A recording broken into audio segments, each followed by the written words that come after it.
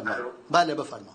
میگه که ادعا میکنه چون همین آدرسایی که به من داده از اون مده که حضرت عمر اصلا رو تو دوران طفولیتش مورد تجاوز قرار گرفته بوده. بعد حتی تا سنش رفته بوده بالا، نه به این حواله شنی رو میده.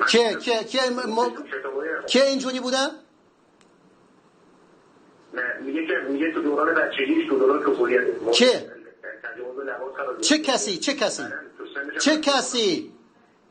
چه کسی مورد تجاوز قرار گرفته؟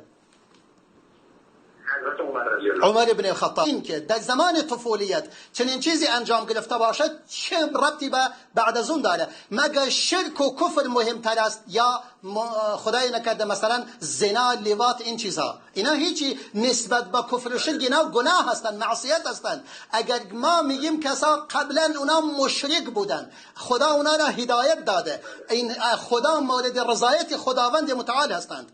شما قبول دارید که ابو عمر بن خطاب یکی از سابقین اولین است و یکی از سابقین مهاجرین است و خود مورد رضایت خداست؟